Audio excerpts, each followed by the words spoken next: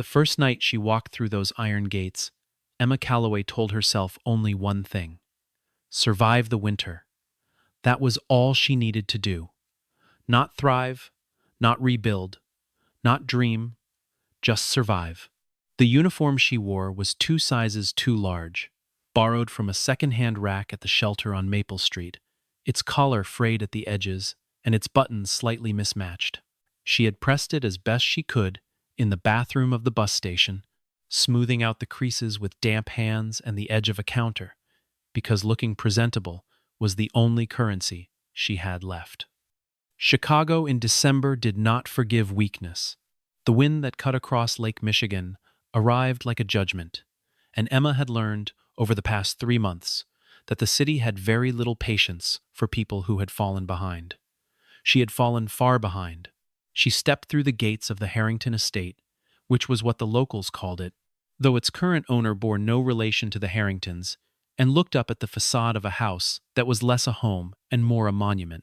3 stories of limestone and dark glass, flanked by bare oak trees whose branches reached upward like hands in surrender. Every window was lit from within.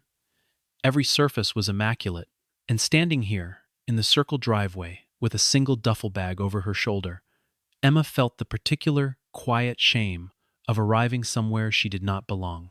Her parents had died in September, first her father from a cardiac event, then her mother, just 11 days later, from what the doctors called complications, but what Emma understood as grief made physical. The hospital bills arrived before the flowers at the funeral had wilted. $47,000 spread across 3 separate accounts, all of it in her name, because she had been listed as the emergency contact, the next of kin, the person responsible. The apartment on Weston Avenue was rented in her parents' names. The landlord, a man named Petrov, who wore cologne that smelled like synthetic pine, had given her exactly 2 weeks. She had sold everything she could carry. She had eaten from a food bank on Tuesdays and Thursdays. She had slept, for 9 days, in the back seat of her father's old Buick, before the bank came to repossess that too. By the time the job listing appeared, housekeeper needed, live-in position, competitive compensation, discretion required, Emma had $43 in a checking account and a phone with a cracked screen that she kept alive on a prepaid plan. She had applied without hesitation. She had not asked questions. She had shown up on the specified date, at the specified hour, with everything she owned in one bag. The head housekeeper, a woman named Dorothy Elridge, met her at the service entrance with a clipboard and an expression that managed to be both professional and deeply tired. Dorothy was somewhere in her mid-50s, with silver hair pulled into a severe bun and reading glasses on a chain around her neck. She reviewed Emma's paperwork with the efficiency of someone who had done this many times before, then looked up over the rim of those glasses and said, quietly and without cruelty, "I want to be straightforward with you, Miss Calloway. Mr. Johnson has not kept a single household staff member for more than 1 month in the past 2 years. He is exacting. He is private. He does not explain himself, and he does not tolerate interference in his personal matters. If you follow the protocols, stay within your designated areas, and do your work without drawing attention to yourself, you will have no trouble. Do you have any questions?" Emma had looked at her and said, simply, "No." Dorothy had nodded once. "Good. I'll show you to your room." It was a small room at the end of the East Wing's service corridor. A single bed, a narrow wardrobe, a radiator that knocked and hissed but ultimately produced heat. There was a window that looked out onto the side garden, currently a field of frozen ground and skeletal hedges. Emma set her bag on the bed, sat down beside it, and allowed herself exactly 2 minutes to feel everything she was feeling. The exhaustion, the grief still lodged in her chest like a splinter she could not reach. The particular loneliness of being entirely unknown in a place where nothing had ever been hers. Then she stood up, smoothed her uniform, and went to find out where the cleaning supplies were kept. Marcus Deshawn Johnson had built his life with the understanding that nothing would be given to him, and everything he wanted would require more from him than it required from anyone else. That was not self-pity. That was simply the arithmetic of where he had come from.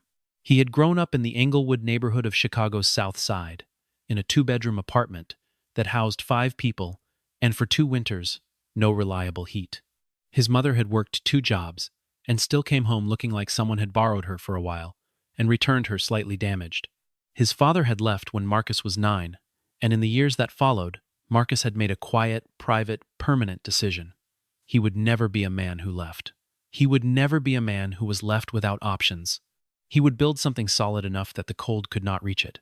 By the time he was 32, Marcus Johnson owned a real estate development company with a portfolio that stretched across 7 cities. By 35, his net worth had crossed a threshold that his childhood self would not have had the vocabulary to describe. By 38, he lived alone in a house that had 12 rooms and felt, every morning, like a place he was still learning to inhabit. He trusted very few people. He had learned, painfully and on multiple occasions, that proximity to wealth attracted a particular kind of performance warmth that was actually calculation, loyalty that had an expiration date tied to his usefulness. He had grown quiet the way certain animals grow still, not from peace but from hyper-awareness. He watched people carefully. He gave them very little to work with. He had stopped trying to explain this to anyone, because explanations invited interpretations, and he had found that most people interpreted his caution as coldness and his caution as arrogance. And he had made his peace with that, mostly. On the morning of Emma's first full day of work, Marcus came down the main staircase at 6:47, 15 minutes earlier than his usual 7 o'clock, because he had slept poorly, and the stillness of the house in the early morning hours was sometimes more bearable in motion. He was wearing a charcoal suit, his coat over his arm, already thinking about the 7:30 conference call with the acquisition team in Atlanta. He turned the corner at the base of the stairs and stopped. A woman he had not seen before was kneeling at the far end of the foyer, carefully wiping down the baseboard with a cloth, her movements methodical and unhurried, as though she had all the time in the world and no intention of wasting any of it. She had not heard him. He stood there for a moment, perhaps 3 seconds, perhaps longer, with a sensation he could not immediately name spreading from somewhere behind his sternum. It was not attraction, exactly, or not only that. It was something more disorienting than attraction. It was recognition, the specific, irrational feeling of looking at someone who belongs to a memory you cannot quite locate. He had seen her eyes for only a fraction of a second before she registered his presence and rose quickly to her feet, and in that fraction of a second, something had shifted in him, like a door swinging open into a room he had forgotten existed. She stood straight, clasped her hands in front of her, and looked at him with composure that did not quite conceal the slight tension in her jaw. He said, "What is your name?" She said, "Emma." He nodded. He walked past her and out the front door. He sat in the back of his car on the way to the office and looked out the window at the gray Chicago streets and could not, for the life of him, explain why the name Emma felt like something he had been waiting to hear for a very long time. The first week, Emma moved through the house like water, finding the lowest path, quietly, efficiently, without disturbing anything she did not need to disturb. She memorized the layout within 2 days. She learned which floors creaked and which doors stuck in the cold. She polished the silver in the dining room, laundered the curtains in the sitting room, reorganized the pantry with a system that Dorothy acknowledged with a small, approving nod. She ate her meals in the kitchen after the other staff had eaten, taking whatever was left without comment or complaint. She wore her thin coat to work in the morning because the service corridor was drafty, and she kept her hands in her pockets between tasks because the cold got into them quickly and stayed there. She did not draw attention to herself. She did not ask for anything. She had trained herself, in the months since her parents' death, to need very little, because need had become a source of pain, and she was conserving her capacity for pain the way you conserve water in a drought.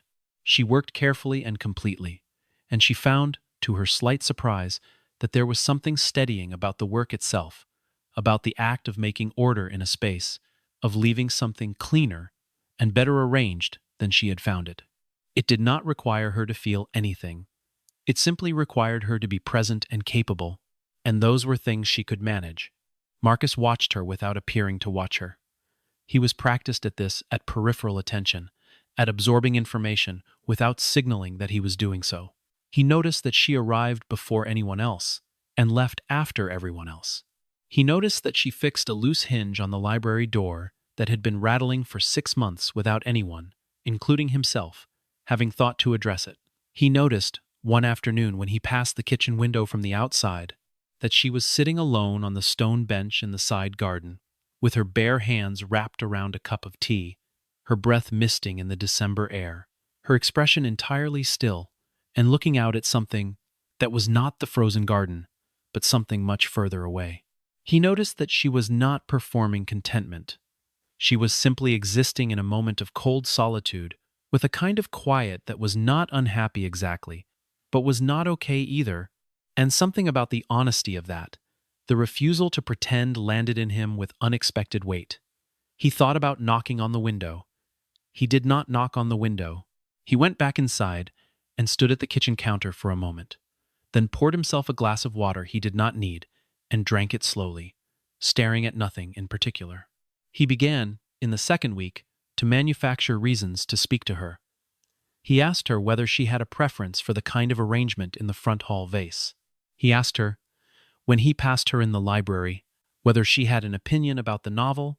He was holding a dog-eared copy of James Baldwin's Another Country that he had read 4 times and returned to the shelf and retrieved again. He asked her, at breakfast one morning when she was setting the table and he arrived early, whether the coffee was strong enough, because he had noticed, he said, that the coffee had been different this week. She answered each question with precision and very few words, but she answered them honestly, and he found that her honesty was the thing he kept returning to. She did not say what she thought he wanted to hear. She said, the lilies tend to overpower the other flowers. If it's a mixed arrangement, something simpler might hold better. She said, I haven't read it, but from the first chapter, I think it's the kind of book you return to when something happens that the book already knew about. She said, the coffee is the same.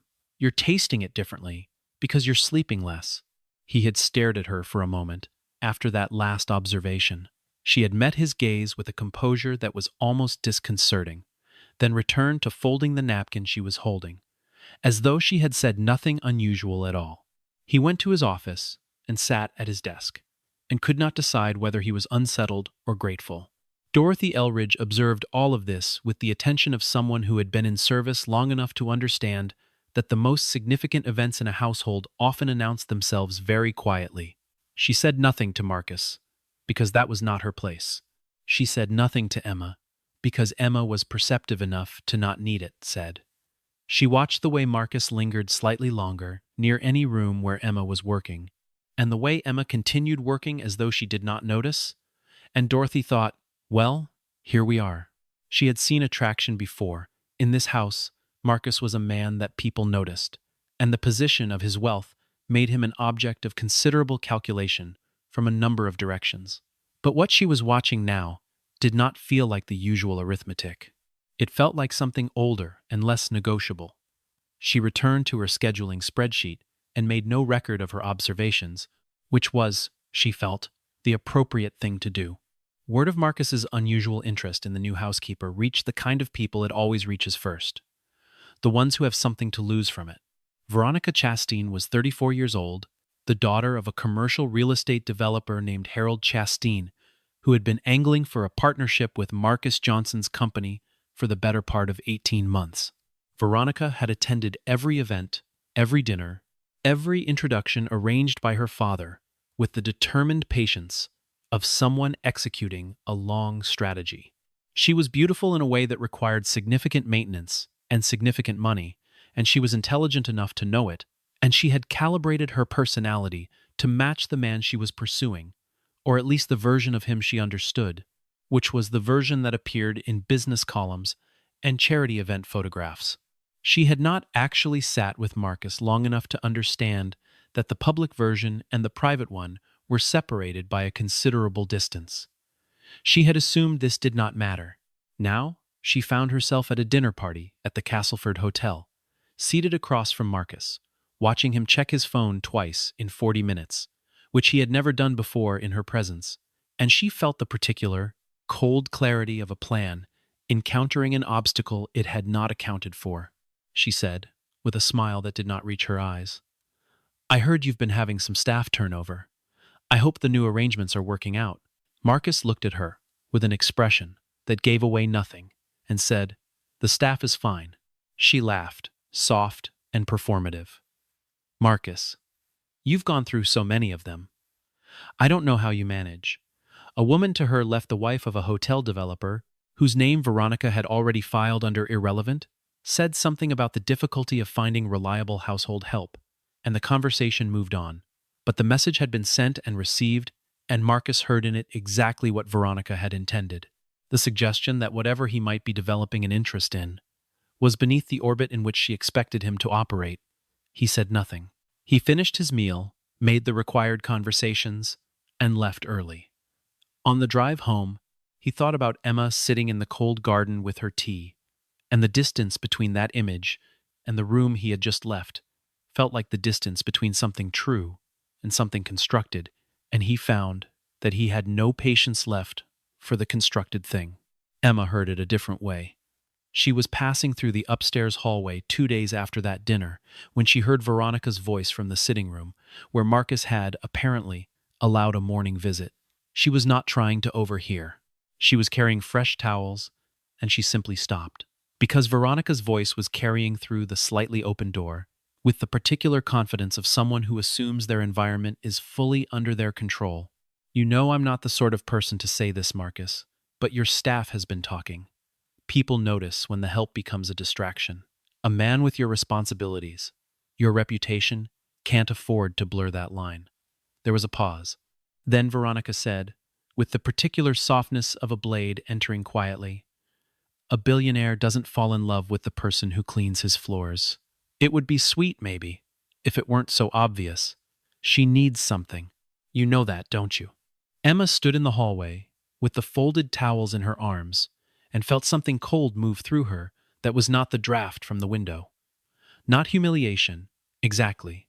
Not anger, something more precise than either of those. The recognition of a truth she had not let herself acknowledge being used against her. She did need something. She needed the salary.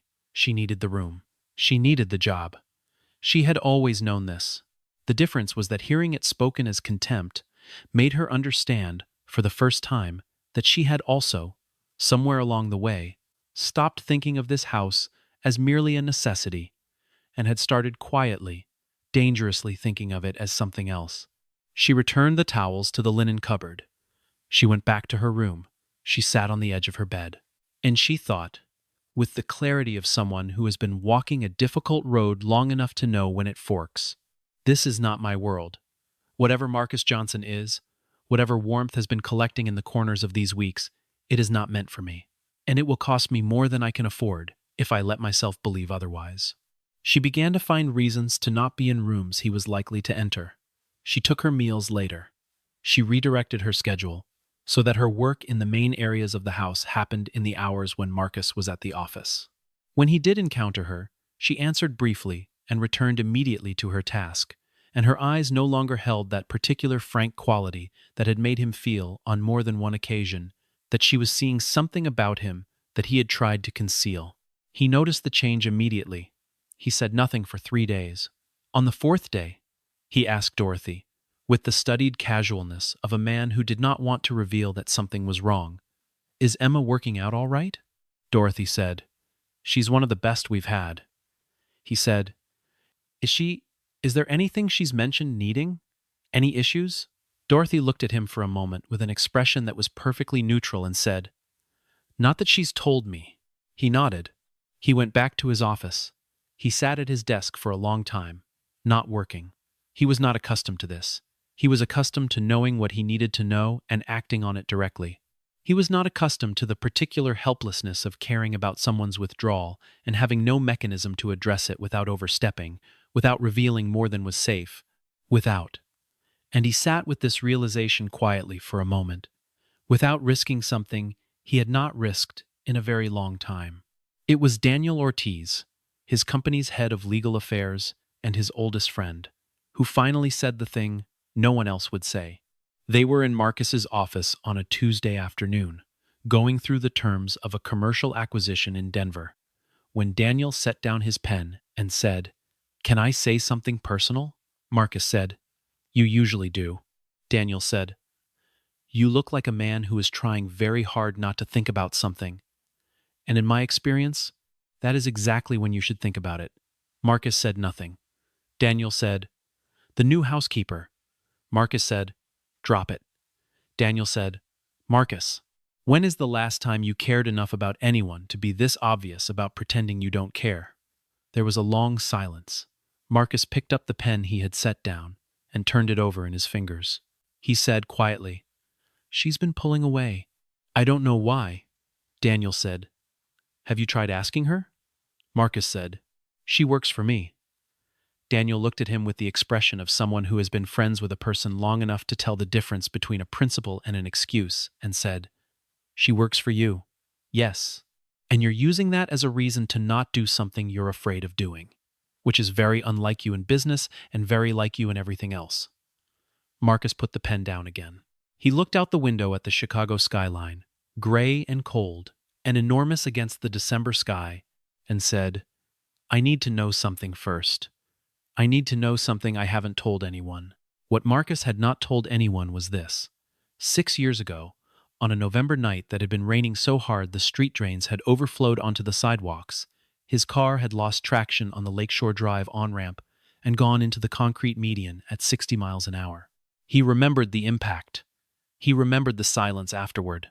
He remembered, very dimly, a voice, a young woman's voice, clear and steady, telling him to stay awake, telling him help was coming, telling him she had already called for it. He did not remember her face. He did not remember her name. He had been unconscious before the ambulance arrived, and by the time he was out of surgery and oriented enough to ask about a witness, the police report listed no bystander statement, and the hospital had no record of who had called the emergency line.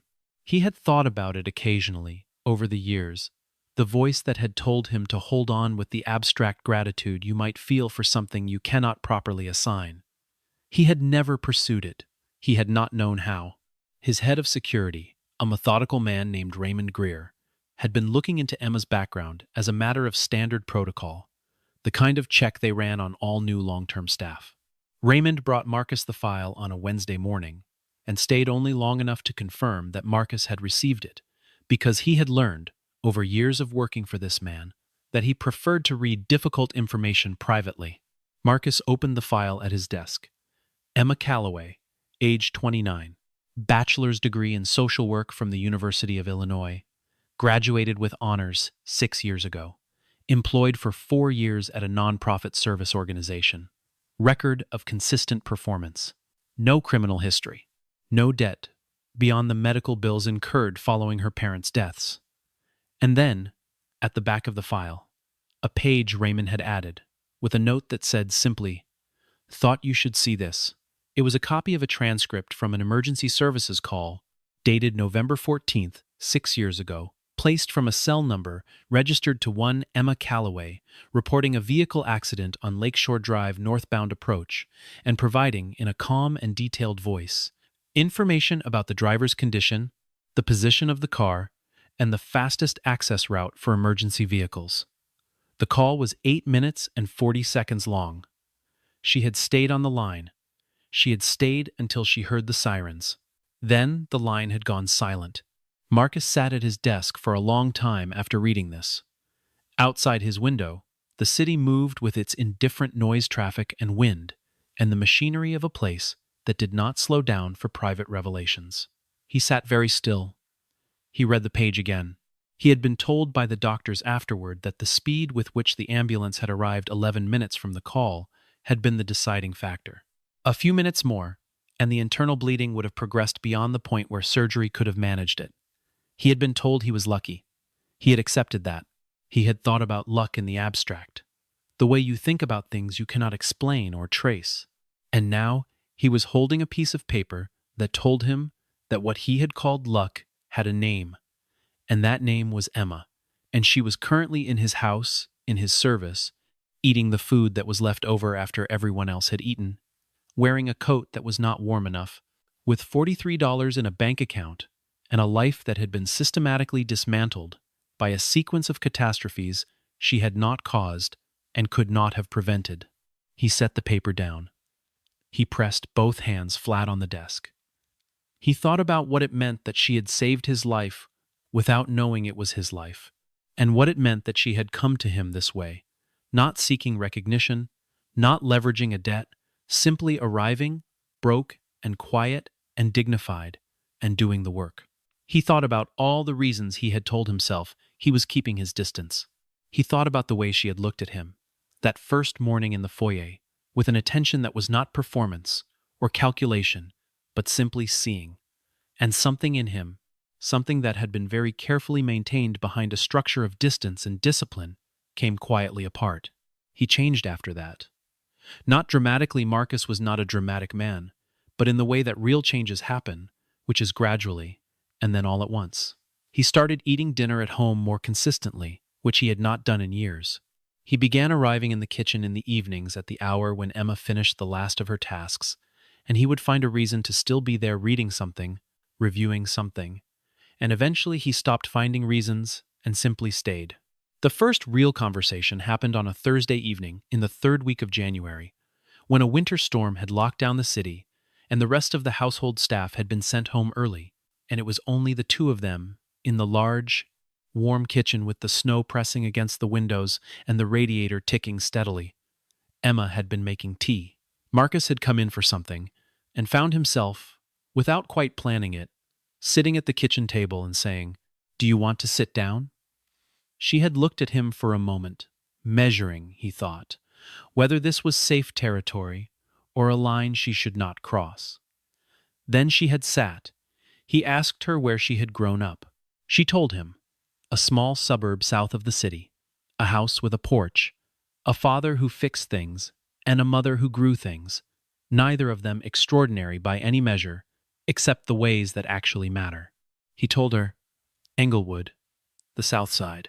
A mother who worked until she was invisible, and a determination that was partly ambition and partly, if he was being honest, the kind of anger that can be metabolized into something useful if you are very careful and very stubborn.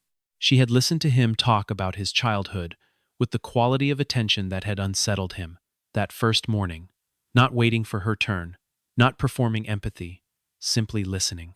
When he finished, she said, "You built all of this out of that?"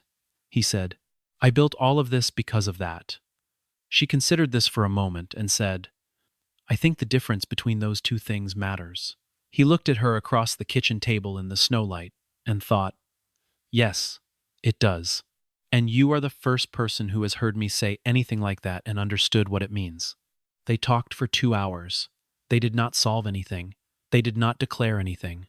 But something settled between them in that time that had not been there before, or rather something that had been building for weeks was acknowledged, at last, without being named. Emma walked back to her room that night and sat on her bed and looked out the window at the snow and felt something she had not felt in a long time, the specific, dangerous warmth of mattering to someone. She told herself it was friendship. She told herself it was the natural intimacy of two people caught in a storm with nowhere else to be. She told herself to be careful. But she also felt, underneath all of that, the quiet fact of something she could not entirely argue away, that she had not felt like herself in so long, and in this conversation, in that kitchen, she had. And that was either very good or very dangerous, and she could not yet tell which. What Emma did not know, and would not know until later, was that the recording she overheard was only the beginning of Veronica Chastain's campaign. Veronica had connections to two of Marcus's longer-term business partners, and she used those connections to circulate a version of events that was shaped to cause maximum damage at minimum traceability. She arranged for a recording to be made a clipped segment from a phone call between Marcus and Daniel, taken out of context in a way that made Marcus's words of concern and protectiveness for Emma sound instead like a man condescendingly managing a situation he regarded as an inconvenience. She had the recording delivered to Emma through a mutual household contact, framed as something Emma deserved to know. Emma heard the clip on a Tuesday morning while she was alone in the laundry room. The words, stripped of their context, sounded exactly like what Veronica had intended them to sound like. A man discussing a household complication, something to be handled carefully so as not to create a problem. Emma listened to it twice. She sat down on the laundry room floor, which was something she would not have done if she were not alone, and she stayed there for a few minutes, with her hands in her lap and the sound of the dryers running and the smell of warm cotton around her. Then she got up. She was calm in the way that people are calm when something has confirmed what they already feared. When the worst has happened, and the worst is, in its way, a relief, because at least it is certain. She had known this was not her world. She had let herself forget that for a little while. Now she remembered. She went to her room after her shift was done and packed her bag, which did not take long because she had very little. She wrote a letter simple, brief, without accusation, and left it on the desk in the room she had made neat one last time. The letter said, "Thank you for the chance to start again. I hope you find what you're looking for. I think you deserve more than you let yourself believe. Emma." She picked up her bag. She walked out the service entrance into the January night. Marcus came home late that evening from a meeting that had run long. The house had a particular quality of stillness that it only had when something was wrong, though he could not have explained how he knew this. He went, without thinking about it, to the east wing corridor. The door to Emma's room was open. The room was empty in a way that was not the ordinary emptiness of someone who has stepped out, but the absolute emptiness of someone who has left. Her few things were gone. The bed was made with the precise, depersonalized neatness of a room returned to its original state. On the desk was an envelope with his name on it, in her handwriting, which he recognized because he had seen it on the cleaning schedule she kept for herself. He read the letter 3 times. He stood in the empty room for a long time. He had experienced loss before real loss, the kind that restructures you, and he recognized, with something like shock, that what he was feeling right now was in that category. Not comparable in size to what he had survived, but in the same family. The particular quality of an absence that is also a presence, because the person is still entirely real to you, and their not being there becomes a physical thing. He called Daniel. He said, "Emma has left." Daniel said, "I'll come over." Marcus said, "No, I need to think first." He sat in the empty room, in the chair by the window, for a while. Then he got up and went to find Raymond Greer. It took Raymond 48 hours to trace the origin of the recording and establish that it had been edited. Marcus listened to Raymond's report with the focused quiet that the people who worked for him had learned to read correctly, not as calm, but as the specific, concentrated attention of a man deciding exactly how to respond to something that required precision. He then spent 2 hours on the phone with Daniel, who confirmed the chain of contacts through which the recording had traveled. He then did something that people who knew him would have said was not in his nature. He picked up the phone and called Harold Chastain. He said in the quiet voice that was more final than shouting, "I want you to hear this from me directly. I know what was done. I know who did it. I have documentation. I am not going to pursue this legally, because the cost of your daughter's embarrassment is already sufficient to make the point. But I am telling you now, so that there is no ambiguity. Whatever arrangement you believed was developing between your family and mine is finished. If I hear of any further contact with Emma Calloway or anyone connected to her, my patience will reach its limit. Do you understand me?" Harold Chastain said that he understood. Marcus ended the call. He went to find out where Emma was. She was in a women's shelter on the north side, which he learned not through any means of surveillance, but through Dorothy, who had quietly maintained contact with a staff member who had a cousin who volunteered there and had recognized Emma from a description. Dorothy gave Marcus this information on a Friday morning with the same composed efficiency she brought to all things, and then said quietly, "She's a good woman, Mr. Johnson. Whatever you decide to do, I hope you'll think about what she actually needs, and not only what you want to give her." Marcus looked at her. He said, "I know." Dorothy said, "I know you know. I'm just saying it anyway." He did not go to the shelter. He thought about it. He decided against it. He had a different idea, one that was either, he acknowledged to himself, very good or very public, and he made the decision that in this case, public was what was needed. Not because he was performing anything, because Emma deserved to hear the truth in a place where it could not be questioned, edited, or explained away. There was a charity gala that Saturday evening at the Grand Meridian Hotel, an annual event for the Community Housing Foundation, one that Marcus had supported financially for years and attended with diminishing enthusiasm. This year he attended with a specific and quiet purpose. He arrived early. He spoke with the host and made a request. At 8:47 in the evening, he was handed a microphone. The room, which held approximately 240 people, developers, city officials, philanthropists, and the particular mixture of the genuinely charitable and the performatively charitable that these events always attract, went quiet with the expectation of a brief, gracious acknowledgement. Marcus stood at the microphone for a moment. He said, "I'm going to say something tonight that I didn't plan to say at this kind of event. Some of you are going to find it unexpected. I'm going to ask you to stay with me." He told them about the accident. He told them about the voice he had never been able to trace. He told them that 6 weeks ago, by a coincidence that he no longer fully believed in coincidences to explain, the woman who had made that call had arrived at his door looking for work. He said her name. He said, "Emma Calloway saved my life when she had nothing to gain and no reason to stay. She did it because it was the right thing to do. That is the kind of person she is. And I am here tonight in front of all of you because I want to be honest about something I have been less than honest with myself about." He paused. The room was very still. "I am in love with Emma. That is not something I say easily or quickly. I am saying it here because she deserves to hear it somewhere, that it cannot be taken out of context. Somewhere it is said in full, with my name on it." He looked toward the back of the room, and there, standing near the service entrance in her gray coat, was Emma, because Dorothy had called her. Because Dorothy had known, with the instinct of someone who has watched people long enough to understand what actually matters, that Emma needed to be in the room. Emma stood very still. Her face was something between impossible and inevitable. He said, into the microphone, "But for her, I don't need you to need me. I need you. There is a difference between those two things. You told me that once. I have been thinking about it ever since." He set down the microphone. He walked toward the back of the room. The crowd parted. It was very quiet. He stopped in front of her.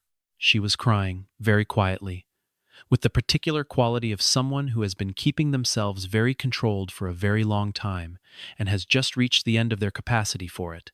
He said, quietly, close enough that only she could hear, "Come home."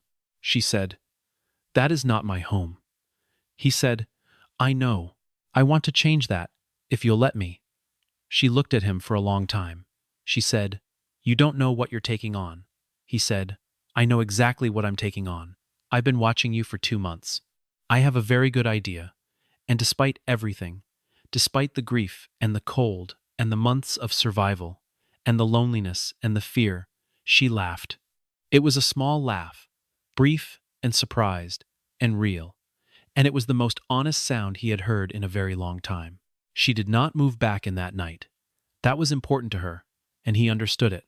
She spent 2 more weeks at the shelter, during which time Marcus called her every evening briefly, without pressure, the way you tend to something fragile that you trust will become strong. He asked her questions. He told her things he had not told other people. She asked him questions in return. The conversations were not grand or operatic. They were the ordinary conversations of 2 people getting to know each other honestly, which is, in its own way, the most difficult and the most important kind. He arranged, through Dorothy, for the hospital bills connected to her parents' deaths to be discharged quietly, through a charitable foundation, in a way that required nothing from Emma and acknowledged no debt. Emma found out through a letter from the hospital and called him. She said, "You can't do that." He said, "It's already done." She said, "Marcus." He said, "You saved my life. Please let me do one manageable thing." There was a silence on the line. Then she said, "One thing." He said, "One thing." There was another silence. Then she said, "All right." She moved back in March. Not to the East Wing service corridor, to a guest room in the main house, which Marcus had repainted in a warm, quiet color that Dorothy described as the shade of late afternoon, and Emma described, when she saw it, as the color of something that feels like being found. She was not staff anymore. That had been her condition, stated clearly at the beginning of their first real conversation after the gala. She would not return as an employee. She would return as herself, and they would figure out what that meant from there. Marcus had agreed without hesitation. She enrolled, in the spring semester, in a graduate program in social work at the university, something she had set aside years ago when life had required more immediate decisions. Marcus sat with her the evening she was admitted, at the kitchen table again, with tea, and she read him the admission letter in its entirety, even though it was only a page long, because there are moments when a thing needs to be read aloud to be real. He proposed on a Thursday evening in late April, in the side garden where the hedges had come back green, and the porch light was warm, and there was no audience and no performance. He did not plan a grand event. He stood with her among the new growth, holding a ring that had been his grandmother's, and he said, "I know this is not how things are supposed to go.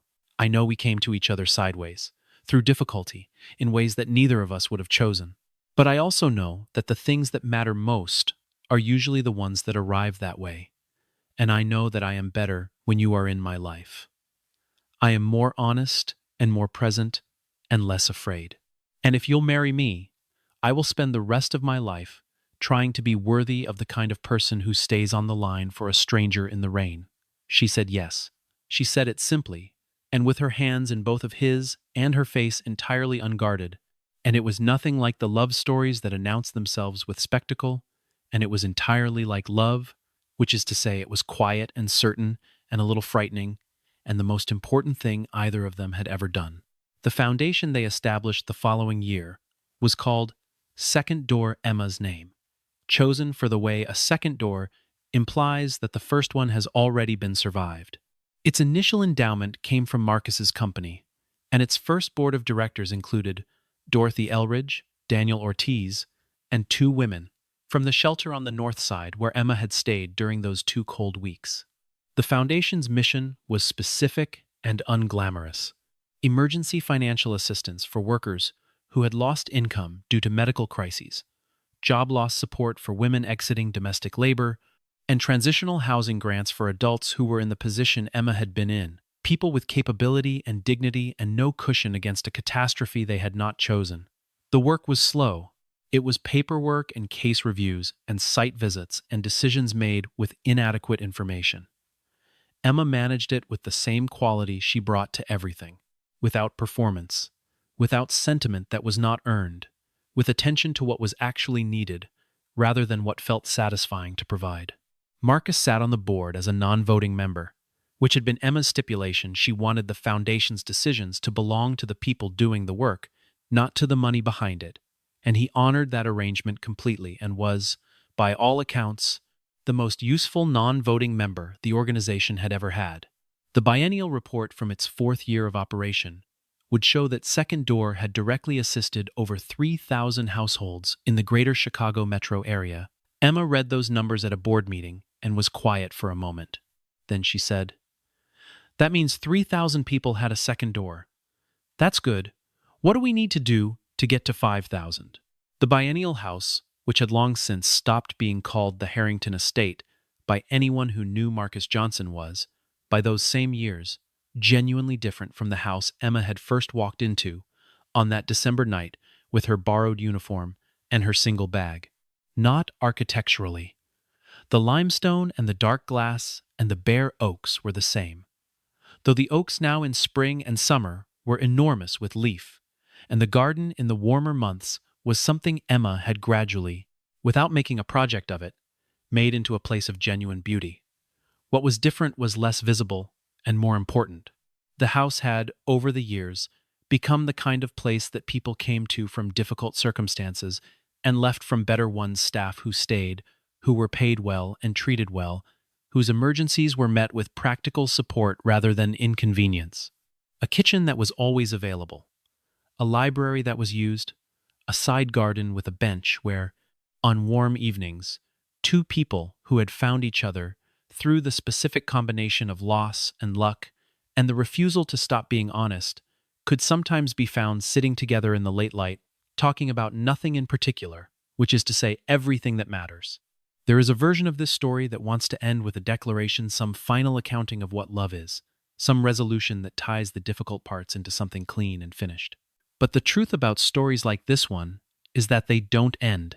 They continue, changed, building on what was survived. Emma still had mornings where the grief of her parents arrived without warning, the way grief does. Marcus still had days when the armor went up, and the distance reasserted itself before he could catch it. And Emma had learned to recognize those days and not retreat from them. They had disagreements that were sometimes heated and occasionally prolonged.